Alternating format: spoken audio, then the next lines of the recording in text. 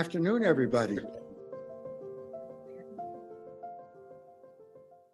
I understand that I am between you and a bagel brunch. So I hope you have the patience for this talk. Thank you, Rabbi McCune, for the honor of speaking to all of you today. As we approach the celebration of Passover, I'll be speaking about what resonates with the story of Passover, of liberation from slavery and experiencing freedom. First, I will tell you about the places my parents and my wife Miriam's parents were taken to during World War II and their liberation after the war. Then I will talk about the visit of the former Feldafing and Bad Reichenhall displaced persons camp in Germany in May of 2022. My mother, Lola Fuchs, was from Czechoslovakia, Poland. She lost her mother, father, two brothers, sisters, uncles, and aunts in the Holocaust. My father, Abe Mazliach, was born in Salonika, Greece. He lost his mother, father, his two sisters, two brothers, uncles, aunts, and other relatives in the Holocaust. Here is a map of the places that Lola and Leon were taken to during the war. After the Nazis arrived, Lola volunteered to work at a munitions camp near her town in Poland. She was a slave in the factory from 1942 to 1944. In the summer of 1944, she was taken to the Bergen-Belsen concentration camp in Germany until 1944. So you can see Lola is in blue there, her travels, and Leon is in red. From there, she was sent to the Dachau concentration camp in Germany and then finally liberated in May of 1945. In 1942, Leon was taken by the Nazis to a slave labor camp in Lamia, Greece.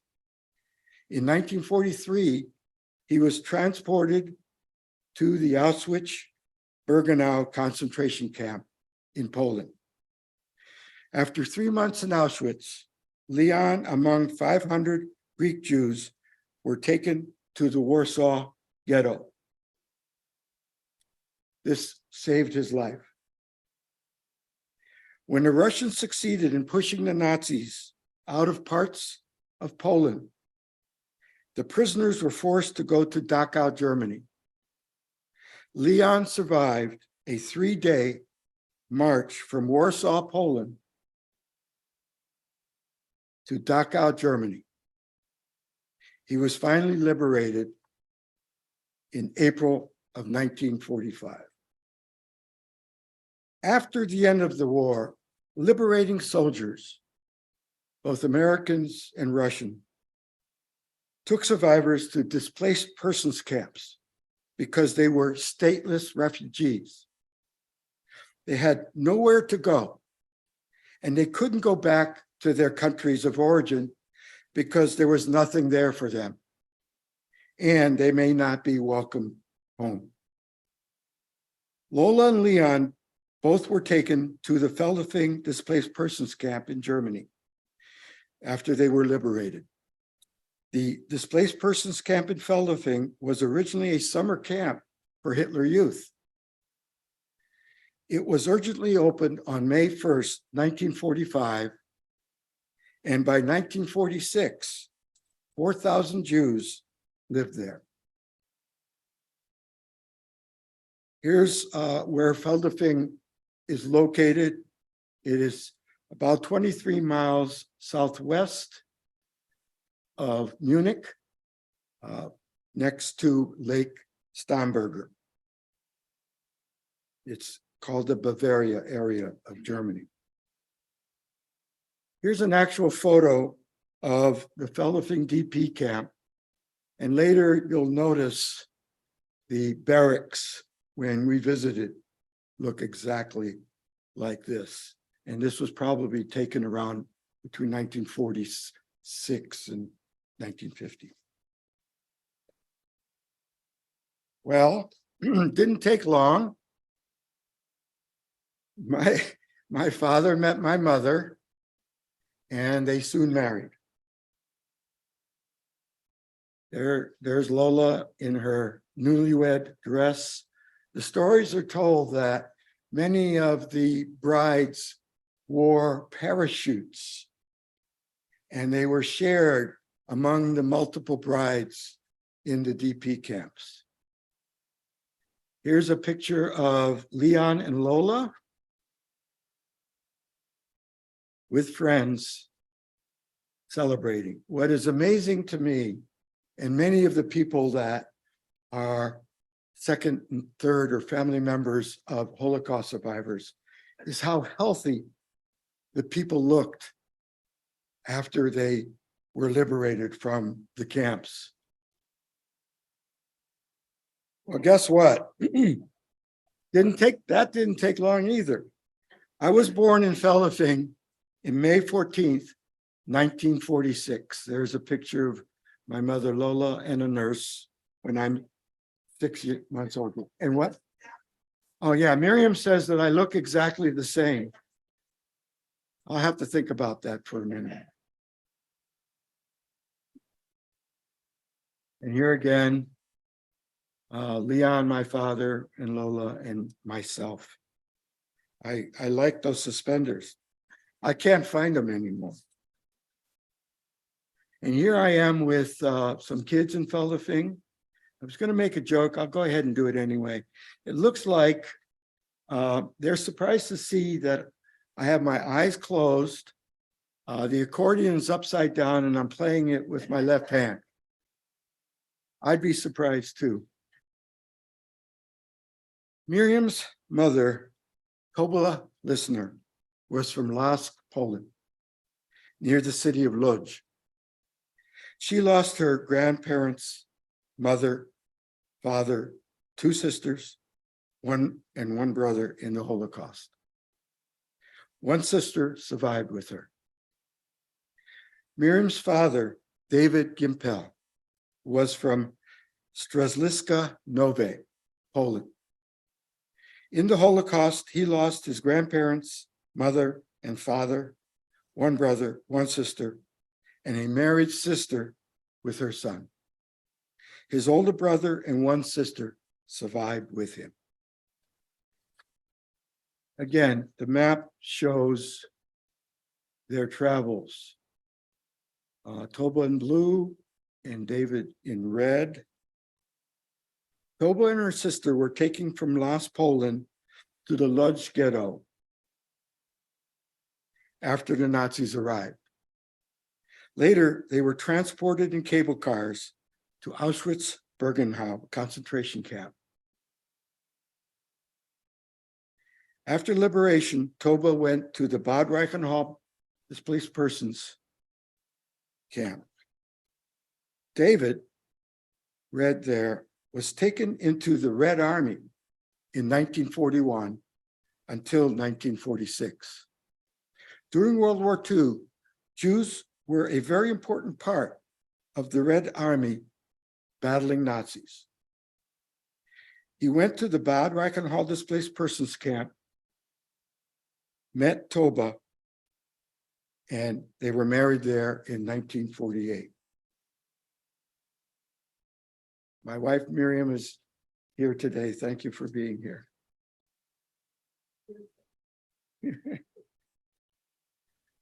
Bad Reichenhall is located in Germany near Salzburg, Austria. The camp in Bad Reichenhall served as a large center for Jewish displaced persons between 1945 and its closing in 1951. By 1946, 6,000 Jews lived there. Here is Toba. She earned a teaching certificate while she was in Bad Reichenhall. Here's a picture of her with her students. In April 2017, I started a private Facebook group called the Families of the Feldafing Displaced Persons Camp to share histories, photos, and documentation of Holocaust survivors who were taken to Feldafing, Germany after liberation. The group now has 371 members. Then in October of 2017, Miriam and our son Stephen started the Families of the Bad Reichenhall Displaced Persons Camp Facebook group. The group now has 56 members. I had learned that community members from the city of Feldafing, Germany, wanted to commemorate the 75th anniversary of the opening of the Displaced Persons Camp there in Feldafing. They were coordinating a gathering for an event to be held in May 2020, but it was canceled due to the pandemic.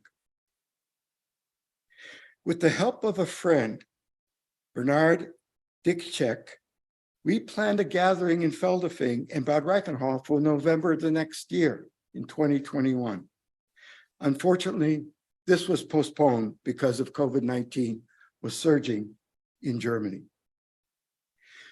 But finally, on May 11th and May 12th, we were able to visit both camps. We were able to get 20 members of both groups and other people from different parts of the world to join us for this gathering. Here's a picture of our group by the lake, Stamberger in Feldafing. Bernard Ditchet had a professional video person take the video of our visit there. So this is better than me talking about it.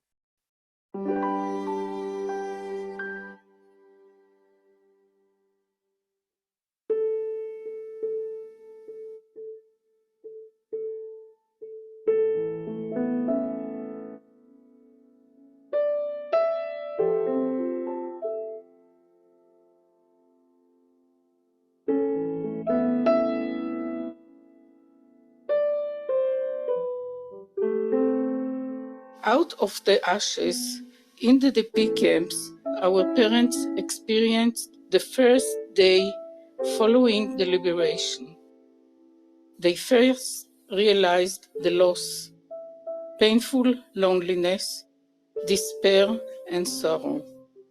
Where I'm going, who I am. Family members were replaced by friends, helping and supporting each other. They underwent a process of revival. They were tortured physically and mentally for 5 years in ghettos, camps, death marches, medical experiments, and hiding.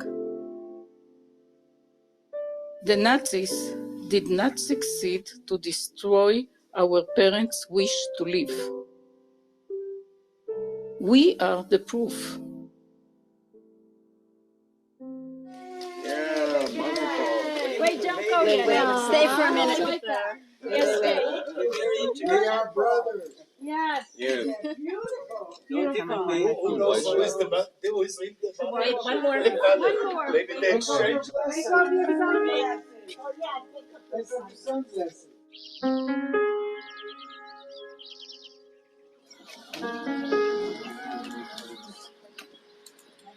Erstes vorneweg eine Entschuldigung, weil ich kann das Ganze jetzt nur auf Deutsch Ihnen näher bringen. Frau Fürgut ist so nett, das Ganze zu übersetzen. Yeah, Hauptmann Officer Captain Schmidt would also like to welcome you here. He apologizes for not being able to talk to you in English, but that's what I'm here for. And we'll just go back and forth. 77 years ago, meeting a German army officer was a terror-filled event for our parents and for any other Jew.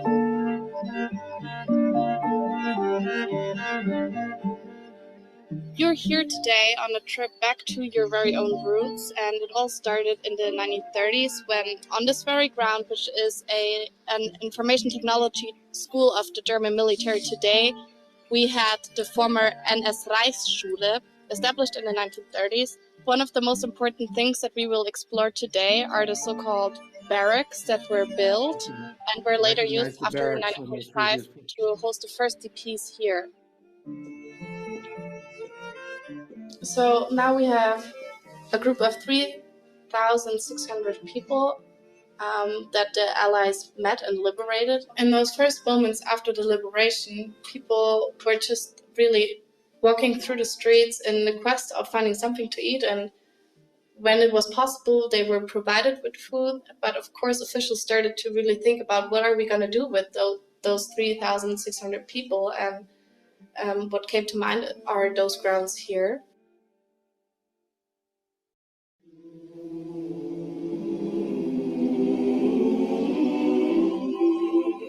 Jewish cemetery in Feldafing.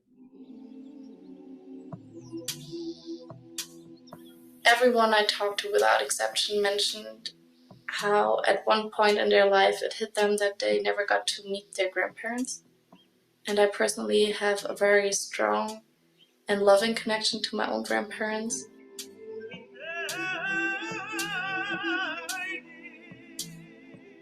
That was really emotional, because I'm really grateful for everything my grandparents did, and I think it's just horrendous that their grandparents never even got the chance to love them.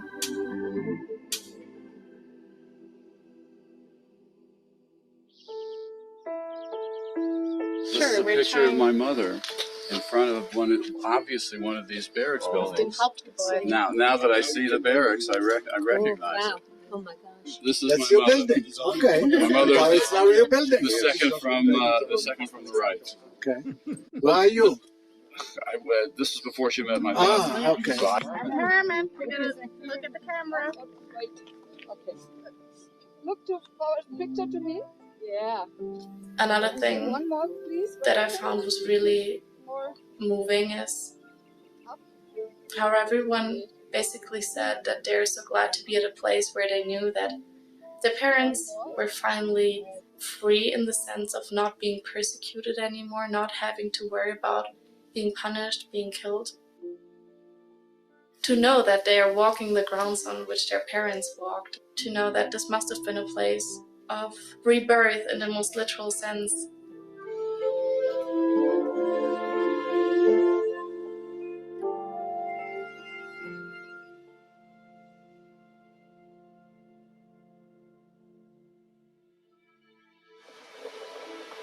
This is the next day on the way to the Bad Reichenhall. Welcome to Bad Reichenhall, dear ladies and gentlemen. I'm very happy and glad that you come to us, to Bad Reichenhall. My name is Christoph Lung. I'm the mayor. You have a very special journey, a journey to your own history. I wish you a pleasant day and interesting moments. In the 1930s, on every building here in this area were these pictures showing soldiers doing different actions. And this is the last one. And for this, it's protected. It's not to, hey, this is a Nazi Kaserne. It's only because it's the last one. So this is for sure outside the barracks. Yeah. But it's... I think it's over that side. It was a group from Israel, and we sit all together here, and I was sitting at an old lady, and I saw the number on her forearm, you know, and she mentioned that I was getting nervous because I saw the number and I felt uncomfortable because it was, you know, because for me, I'm a German soldier and I know what the Germans have done in the past, and I also feel a responsibility for to handle with this, you know, to remember and all this, you know. And she mentioned it, and she told me, no, don't. There's no reason for getting nervous. You know, you are another generation. You have done nothing bad to me, so calm down. And this impressed me. You know, during my studies at the military university, I went to the archives to find out something about my own family, and I found out my grandfather, he was a Nazi. I told my family this, and they were all embarrassed. Why put your fingers in the past? You know, we don't know. We don't want to know about this. This is in the past. We have nothing to do with it. But I think it's very important to have a search in your own family history. What's happened? For me, in our group, this is one of the most important things we've heard from the German people. They're taking responsibility. This picture was taken in about 1935, about 1 year after the caserne was established. It was a special caserne for mountaineers. Entrance to the DP camp Tikva, the Hope, that was established in June 1946. And during the years, there have been 6,000 people in this DP camp. They published a book, and it begins with the words, Bichlal is unser jiddisch Leben full mit paradoxen. It means, by the way, our Jewish life is full of contradictions. I heard a sentence about the Yiddish language by a Jewish man in Vienna, and he said, Yiddish is the same like German. German is the same like Yiddish, but only without jokes.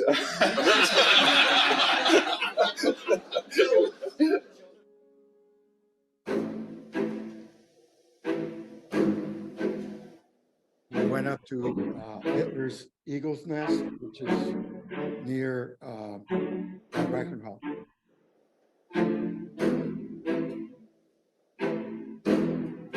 I'm actually up here enjoying the beautiful scenery and taking in the view.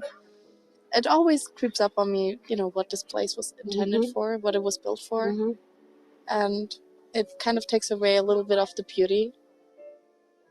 I took a picture of myself with a big victory sign and sent it to my children because that's how I feel about it. You know? I think victorious is an amazing word to describe this.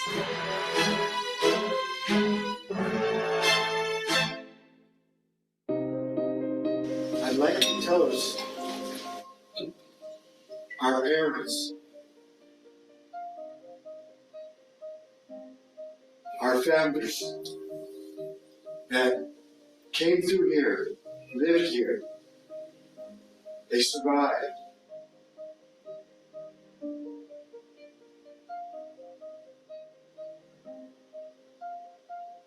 They were liberated. They started new lives. They married, and they had children. And thank you for being here to honor and be a witness to this important event. Thank you.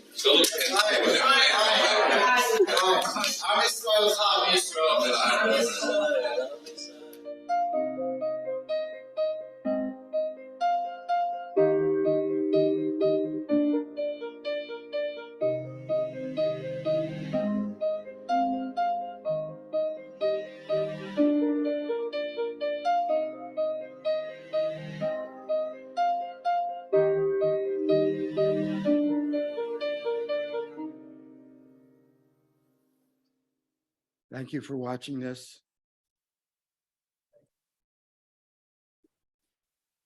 I'm very proud of our son, Stephen. He's always wanted to be in touch with the history of his families. And he was part of this trip. And as a third generation, I think he's taking a lot of responsibility for understanding the history and the importance of what the Holocaust was and how important it is to remember this history. So after being in Feldafing and Bad Reichenhall for 2 days, we went back up to Munich and enjoyed a little time with some beer. Then we went up to Berlin.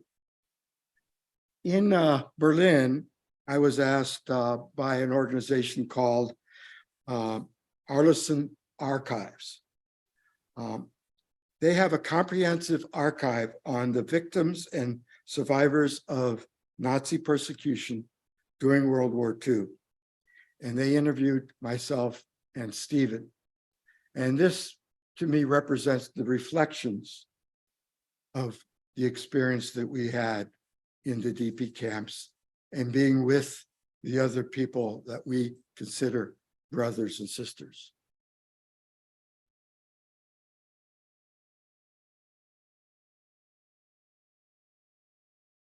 What I've found over the years is that there's so much testimony happening from the survivors about their experiences during the war and in the camps, and very little discussion about life, what life was like once they were liberated. Generally, they talk about their experience before the war, and then they say, then we went to Israel, or we went to the United States. And they're missing that 1 to 5 years or more experience. And I think it's because the Holocaust experience for them is so powerful, and that their next step in life was their new life in a new land. And they don't talk about that period of time. So I felt it was important for us to look at that, because from my point of view, it represents the start of new life. It's the start of families. Matter of fact, my father told me that when he was liberated from the train, when the Americans came, American captain came up to him and said, and saw that there was all these thin, skinny people, ill people, and went up to my father and said, forget about all the horrible things you experienced. You need to start a new life. You need to start a family, have children, and begin again. And I felt this was the period that all of these Holocaust survivors did start new lives. Matter of fact, the hotel that we stayed in was the hospital where I was born, and I heard it was packed full of babies during that time.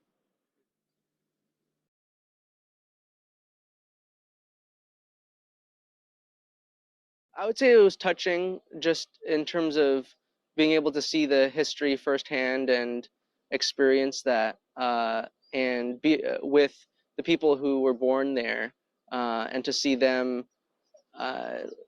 getting some of the memories and finding the places where they had walked around as a kid was very touching, and it was a great experience to have.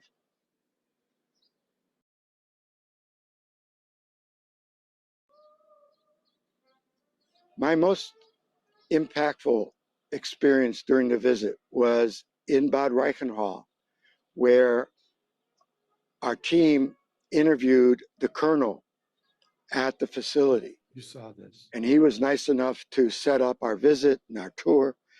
And he started talking about his own experience. He has family also that, like grandparents, that would not want to talk about what happened during the war. And I saw that as a reflection of the German families and the Jewish families. During that time, they didn't want to talk about the experience. But with this gentleman, he was fighting in Bosnia, And when he was in Bosnia, he saw where neighbors were killing neighbors. They were just killing their neighbors. And that like kind of struck him as something unbelievable that he'd never thought about, how cruel people could be. And then he made it his purpose to go back and talk to his grandparents about their experience and what their involvement was, because he felt the history was important. And I found that astonishing and wonderful, which means, you know, we all can work together to understand this history so it'll never happen again. Thank you. We had a little time in Berlin after my talk there to visit the memorial of the murdered Jews in Europe. I'm sure you've seen pictures of this before. Well, what happened then was that Stephen had to go back to work. And I decided it's been a long time. COVID was taking our time, and I decided to go down back to Portugal and stay there for a week. Here I am in Lisbon, relaxing by myself in Portugal.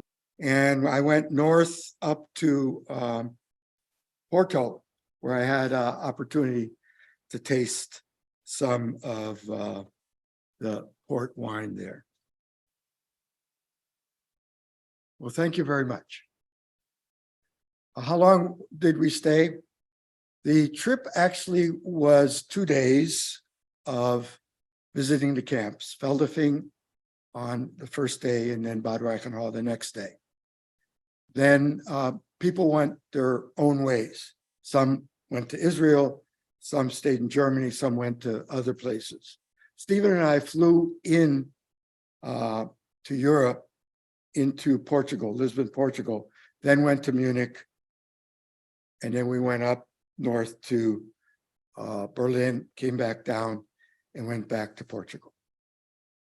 You're welcome. Yes. How long from liberation until your parents were at either of the two camps and people went there different ways. For example, I think Miriam's father, David, went by himself there, but typically it was right away because they liberated the camps. They didn't want the people to stay in those camps. There's a lot of disease. You know, many people were dead there, and they needed to start a new life, eat real food. So the Americans and the Russians took them to these DP camps. And there's many camps in Germany and in other places of Europe after the liberation. When did my parents? They left in 1950. When I was a baby, they tried to take me to Israel, but for some reason, when they got to Italy, they had to come back. Then we waited for my brother David to be born. He's 4 years younger, and then we were able to go to New York in 1950. So, in response to Lauren's question, since I wasn't born there, I was born years later, but I think after the war, and again, I didn't know a lot of this. I'm just been fine. I found out some of this just recently. My mother and a group of others tried to go back to their town, and they had a home there and all this. They brought a wreath. I have a picture somewhere, and people go, "Oh, you're still alive." And a lot of Jews were killed. And so they left. Somehow my mom and her sister, I believe her sister, went to Bad Reichenhall. And there they had, you know, a lot of things. My mom was pretty educated. She spoke 8 languages. And my dad, who she met a few years later, also. And so she learned a lot of things there. Ort had a different training program, so she became a teacher. She has many, many pictures of her with her students. then my father had a slight, I just found out about, I always suspected, he never talked about anything. He died when I was 16, so I don't have that much information. But he was living in a part of Poland that was close to, I think, the Ukraine border, and he was working, he was a little bit older, so he was working there, and then the Russians took him into the army. I believe he may have become an officer because a story that came out about him later on, someone wrote, that he helped them get their son after the war out of some place in Germany. He met up with his oldest brother in the forest after what I was told from that side of the family. And then they made their way to Bad Reichenhall. My parents met there. They got married in 48. So my mom was picky like I was, took my time. Oh, first time I heard that. Got married in 48. A little over a year later, she was about 8 months in 49. They weren't going to let her fly because she was 8 months pregnant. That was like a year later. And they flew to Israel, where my father's 2 eldest siblings were living. And then my sister was born there. So it was about a year and 2 months after my parents had married. And then it was very difficult there. They lived in tent, and about 5 years later, they moved to Canada. And then I was born a little bit after that. Over here.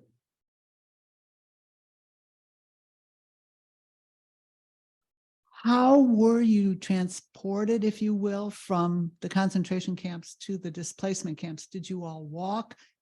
Were you driven in vehicles of some sort? As you can see from the maps that I had, the camp Dachau was very close to Feldafing.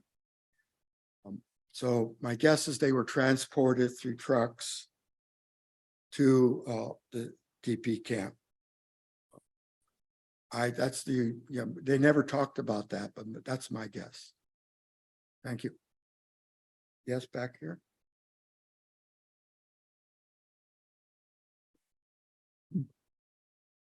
I have 2 questions. One is, I certainly can understand how yours and Miriam's parents met, but how is it that you two met with such overlapping history?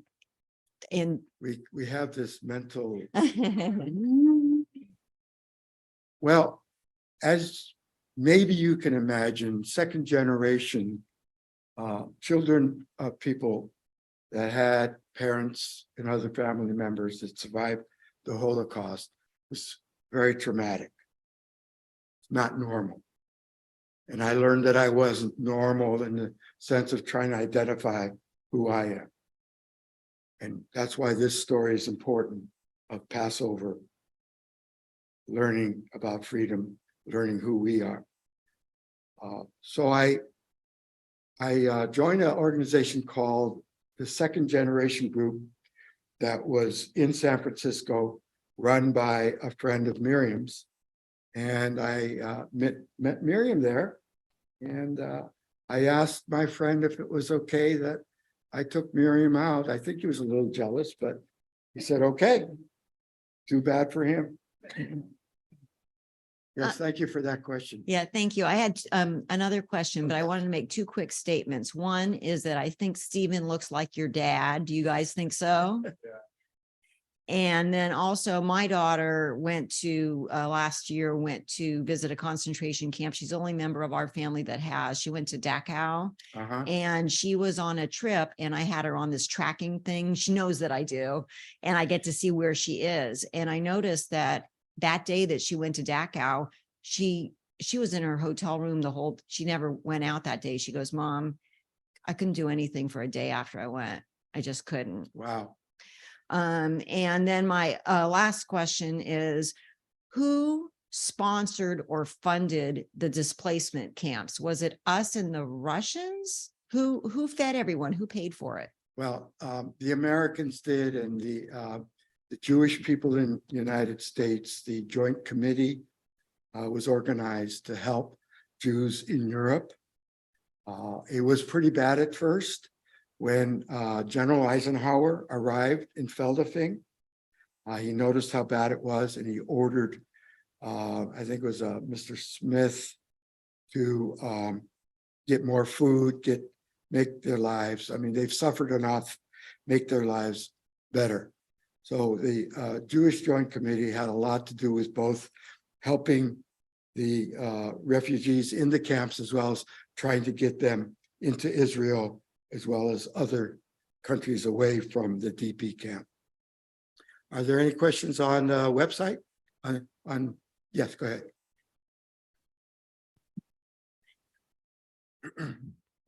I think it's on. Personally, what did this trip do for you? I'm probably never closure, but are you satisfied that you've accomplished what you set out to do? And does it make you feel better that you know the ins and outs of your family heritage? Well, this trip was the most important experience that I've ever had. And it's true for all the other people that were in our group.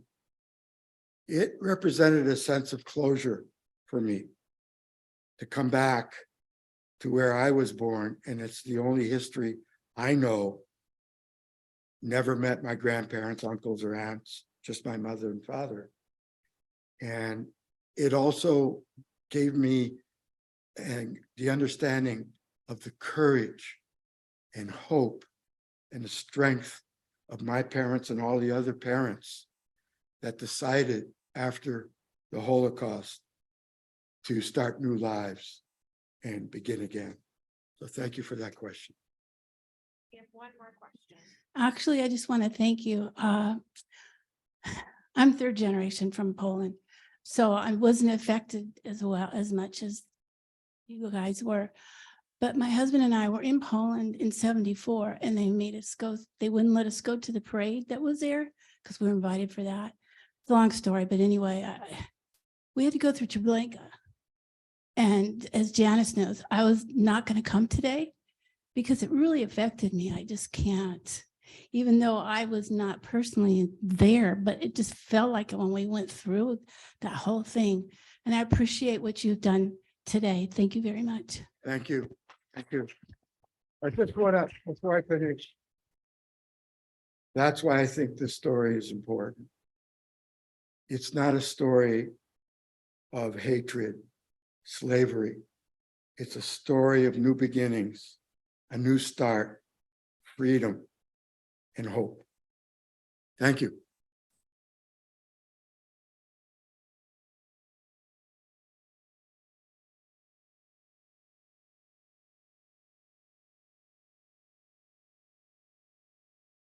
I've never thought about this before, but as you were speaking, Abe, I was picturing the people of Israel at Sinai as their own type of DP camp. That was where they were about to get their new lease on life, and that was where they were together rediscovering who they were outside of slavery. And I'm so grateful for you telling this piece that we often overlook, often going from Holocaust in Europe to wherever they ended up going to next, when we have such an incredibly important piece here, that transition, that place where we're starting to explore freedom, but having to navigate what does it look like to be free. So thank you so much for sharing your story. Thank you so much to everyone who's here in person and online to witness the story, to hear the story. It is through telling these stories that we both keep the memory alive, and also that we make sure that we do not have instances like this in the future, God willing. So thank you for being a part of this incredibly important work that we are obligated to do. And so with that, for our friends on Zoom, I hope that you have a wonderful rest of the day. I hope that you'll eat something yummy It's always a good thing to do. And for our friends in person, please join us for the bagel brunch just in the social hall. Thank you so much and have a wonderful day.